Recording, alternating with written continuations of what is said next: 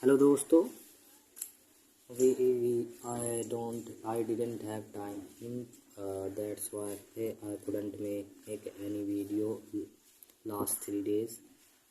So today I start and continue the series of elegy. So let's read. The second great quality of an elegy is its absolute sincerity of emotion and expression. Because the slightest hint of simulation and artifice is bound to spoil the elegiac interest. This feature it shares with the lyric. A poet is entitled to write an elegy only when his mind is soaked through intense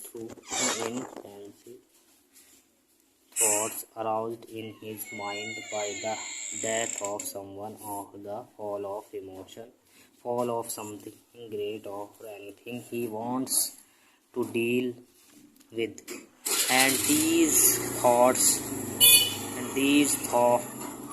so flood his mind as to be ready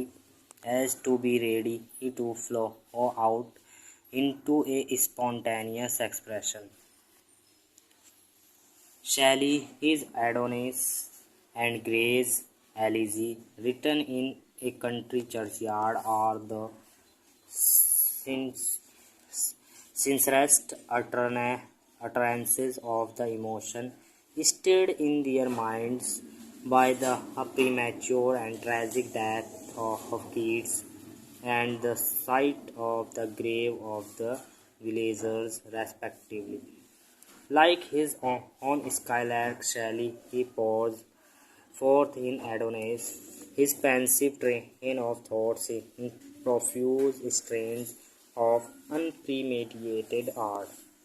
The third quality of an elegy is its philosophic and speculative element. This speculative element is almost a must in an elegy. In an elegy, the poet broods over his subject, which is commonly death, and while brooding, he is moved to more meditations over questions immediately raised by it or over the deepest problems of life and destiny. Hudson.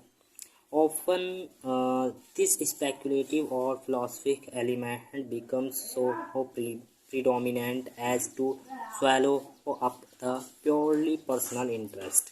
Gray, while brooding over the death of the village rustics, speculates on the futility of the boast of herald, heraldry, heraldry, the pomp of power, earthly beauty, wealth, and fame.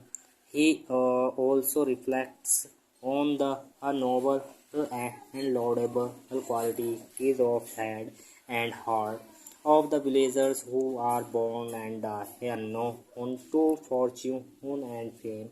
Gray's elegy circles round and round the inevitable destiny which awaits the rich and the poor alike.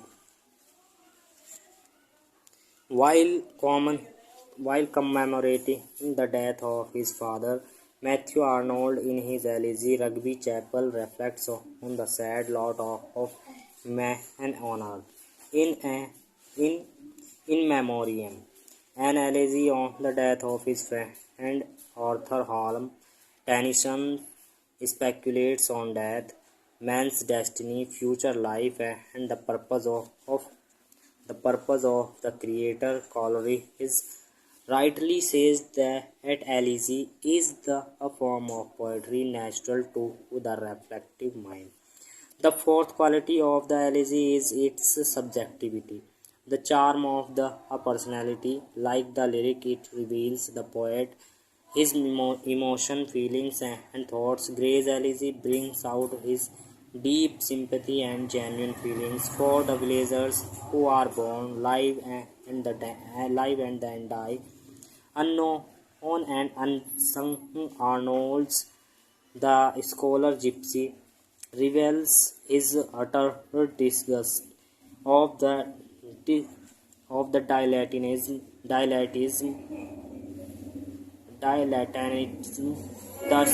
hurry and divided aims of his contemporaries, his longings for sweetness and light, and his yearning for the quiet beauty of the countryside. Break reveals Tennyson's intense feeling of grief for a lost friend.